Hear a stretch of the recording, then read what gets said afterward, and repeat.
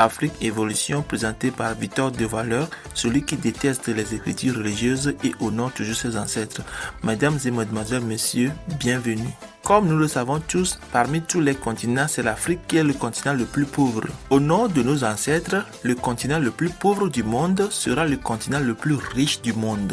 Avant de faire sortir notre continent dans cette pauvreté, nous devons reconnaître les problèmes de base. C'est l'Église et l'école qui sont les problèmes de base de notre continent Afrique. Les Africains, avec la manque de la connaissance, croient que c'est l'Église et l'école qui peut nous délivrer de la pauvreté. Sans avoir remarqué que l'Église et l'école étaient là depuis longtemps, mais l'Afrique est restée toujours pauvre. Nous devons savoir que c'est le travail qui libère l'homme. Aller à l'Église n'est pas un travail et aller à l'école aussi n'est pas un travail. Aujourd'hui, l'Africain, avec la manque de la connaissance, il aime l'Église plus que le travail. L'Africain, toujours avec la manque de la connaissance, aime perdre son temps à l'école pendant des années sans avoir à apprendre de réaliser aucune chose concrète. L'Église et l'école sont amenées en Afrique par les colons qui n'ont jamais aimé l'Afrique. Ils les ont amenés seulement pour retarder l'Afrique. C'est pour cela que l'Afrique est en retard parmi tous les continents à cause de l'Église et l'école. Pourquoi l'Africain aime l'Église et l'école? Parce que l'Africain, avec son ignorance, il aime des matériels qui sont des choses artificielles plus que des choses naturelles.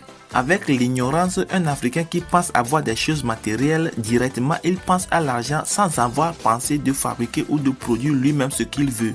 Et il aime chercher de l'argent de tous les côtés et par tous les moyens, certains chez les marabouts, chez les féticheurs, à l'église comme à l'école. C'est-à-dire la grande partie de la population africaine sont tous des ignorants.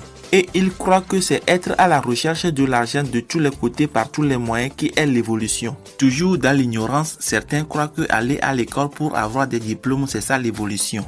Aller à l'école et avoir des diplômes n'est pas une évolution. Prenons par exemple le cas des avocats, des députés, des ministres, des présidents qui ont fait l'école avec des grands diplômes. Un avocat qui a fait l'école depuis son enfance pendant des années et qui a eu des diplômes ne peut même jamais fabriquer une aiguille. Celui qui est allé à l'école et il est devenu député, diplômé, ne peut rien fabriquer de concret.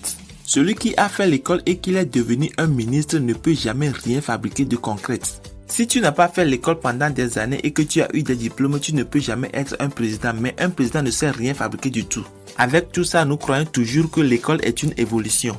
Au lieu d'apprendre à fabriquer ou à produire quelque chose de concret pour l'évolution de notre continent, nous voulons aller à l'école et devenir des diplômés qui ne savent rien fabriquer. Et après avoir reçu tes salaires des milliards, tu iras donner ça à quelqu'un qui n'a pas fait l'école comme toi. C'est-à-dire pour acheter tes matériels que tu veux. Cela peut être les téléphones cellulaires qui sont chers, les télévisions